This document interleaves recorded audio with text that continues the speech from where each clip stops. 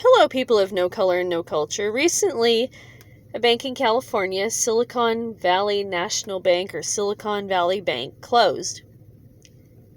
The news is saying that it crashed, but it closed. Who closed it? The federal government.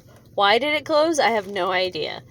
I'm not in the loop of banks and why banks close, but from what I understand, every bank is supposed to have a certain debt to asset ratio, and maybe this bank's debt was higher than its assets, and so the federal government comes in and says, whoa, you're breaking the rules, we have to close you down.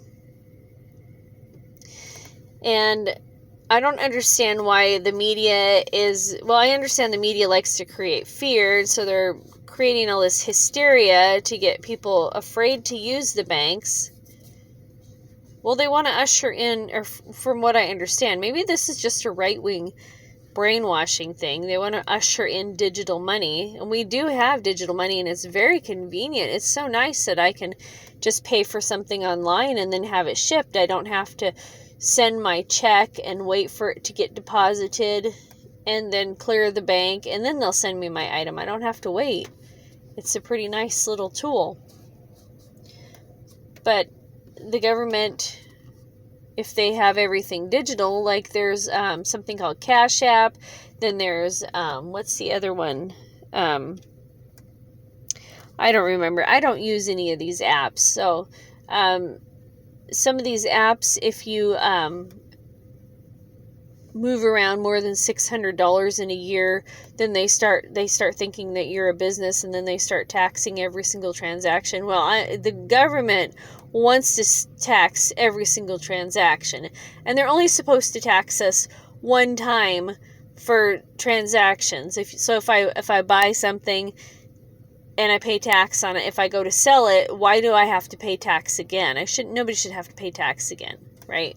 Because when a retailer buys something, they buy something wholesale, and then when they sell it, they pay tax on it.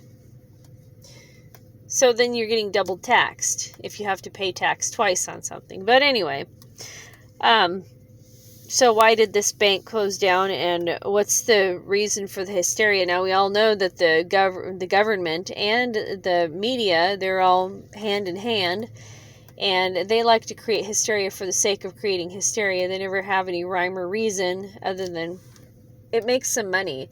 And the more people are afraid, the more they're going to ask for a savior. And right now, people think their savior is the government, which is weird to me anyway. And what else? Oh, that Janet Yellen. I thought she retired. I thought they booted her for someone else. Bring back Alan Greenspan. He's far more interesting. But she said that they're not going to bail out the bank. Did the bank really need to be bailed out? Is this true? Did the bank need to be bailed out? Well, I guess somehow the assets were sold for that bank. Oh, and then I completely forgot. Then the guy who was supposed to be the CEO of the bank, he's a flamer.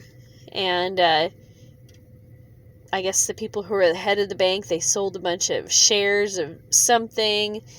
And bank stocks have plummeted.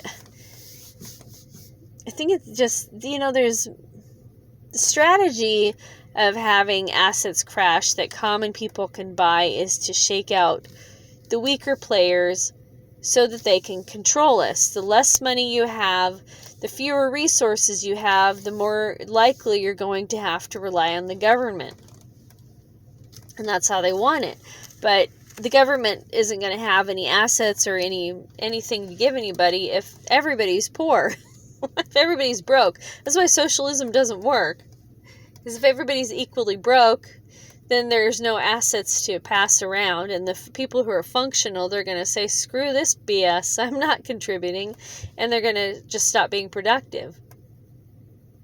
And we're getting to that point because we have a generation of people that there's very few of them that want to be productive. They just want to live like royalty and receive stuff that they didn't earn or create. Interesting, huh? All right, well, I think that's about it for now. So if you have better information than me on this whole debacle, please put it in the comments below. Thank you so much for listening.